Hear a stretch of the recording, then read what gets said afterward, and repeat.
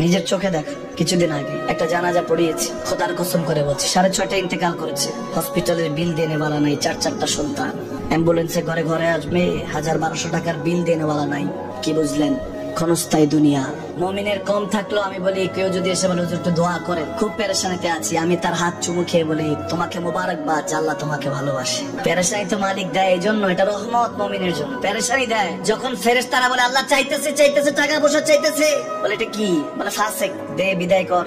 তার চাওয়া যে বিরক্ত লাগে, বিদায় কর, কি লাগে দে।